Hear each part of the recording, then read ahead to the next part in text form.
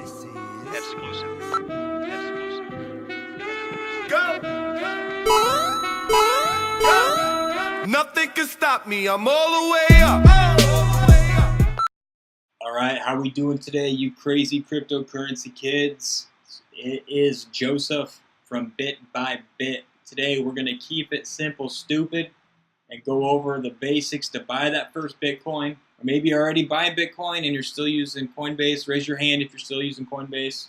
Yeah, I knew it. Stop it. Stop using that darn exchange. The fees are too high, and you cannot enter and exit the market all day long to make those fun little gains. Again, this is not financial advice. If you're taking advice from people on YouTube, you're an idiot. Figure that out.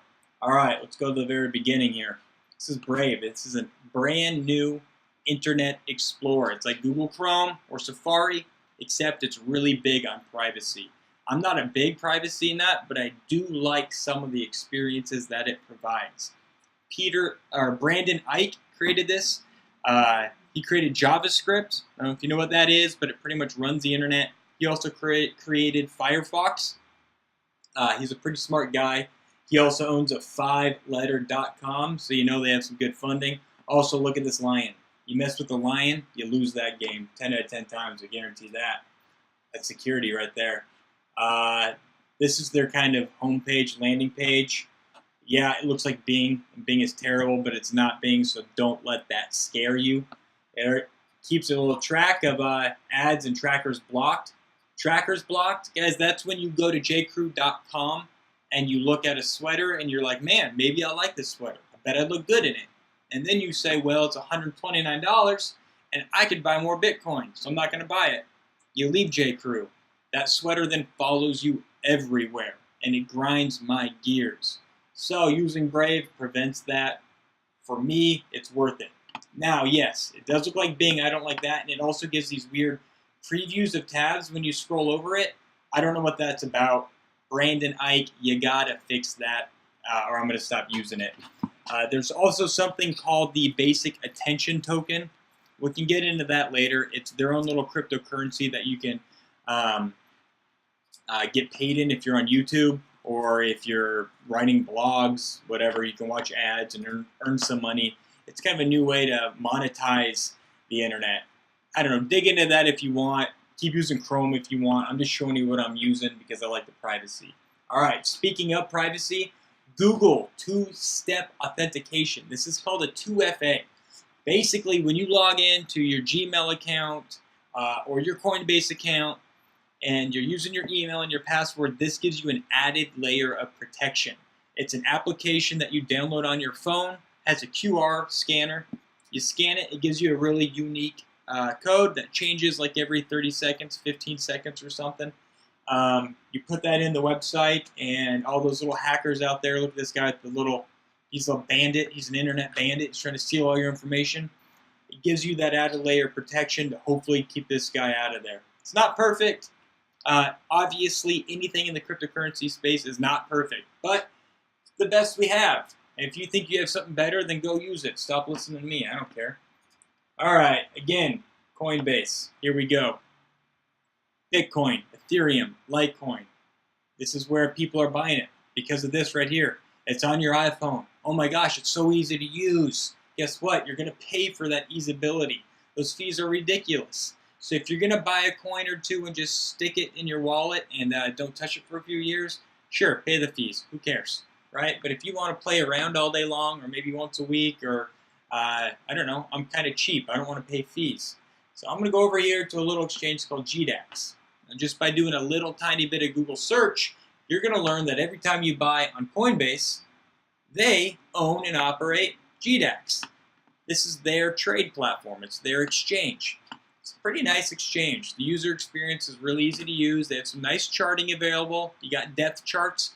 The big functionality that I love about GDAX is it has limit buy and sell orders. So when you go to sleep at night and you want to make a little bit of gains or you want to mitigate some risk, put in a buy and sell order. Fees. When you do limit orders, maker fee, check this out, it's 0. Be the maker, stop paying fees. I haven't paid fees in months. It's just not worth it. Again, if you just want to really keep it simple, stupid, just use Coinbase. It's on your phone. It's really easy. But if you want to dig in a little bit deeper, go to GDAX. Now, for those who want to dig in even deeper, that's right, we can go even further. And you want to get coins like Neo or Cardano or Dash or Steam. Boom, we got Bittrex. Bittrex, you're going to sign up for it. You're going to register the same way you do with GDAX. You're going to set up your email account. You're going to show them your driver's license, verify that you're a human being of the United States of America or wherever else. It's an international exchange out of Seattle, Washington. That's right. That's my hometown, so I'm representing. Has some of the most volume on the globe. Again, you'll set up a 2FA. And then you're able to access all these other coins. And this is where you can really start, making bigger plays, seeing those exponential gains. Also, you can lose a lot more. Again, don't take financial advice from people on YouTube. Now, is Bittrex perfect? No, nothing's perfect. Do you want IOTA? They just partnered with Microsoft. That's really big. I'm sure that Bittrex is going to be getting it soon. But if you want it right now, along with other coins like QuantStamp, you got to go to other exchanges. Binance. This is probably, arguably, along with Bittrex, the largest on the planet. They move a lot of volume, guys. And you're able to get things like IOTA, QuantStamp. I don't know, look at all these other ones. Again, I'm not saying to use this. I'm not telling you to. I'm not saying it's the safest thing in the world. But so far, it's been really good for us. Full disclosure, it's super Chinese. And they just revamped their whole website, so it's easier for us old Americans to use. Basically, you register the same way, use your Google 2FA. Do not give them your license and address, though.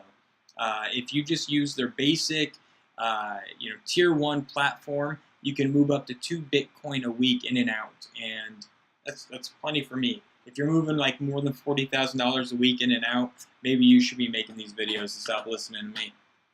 All right, hard wallets versus virtual wallets. What's the difference? Well, hard wallet you plug into your computer, and when you unplug it, boom, all your coins are stored right there on this little tiny hard wallet.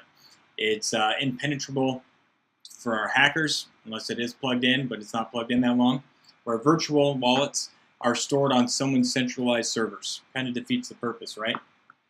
Coinbase, yeah, they have a pretty decent wallet. But if you're going to hold something for a long term, you think the value is going to grow, you think that Bitcoin is going to hit $1 million, get a hard wallet. Put it in a fire-safe vault, print off your private keys and put it in a bank vault or somewhere similar, and wait till everything goes up to the place where you want to sell.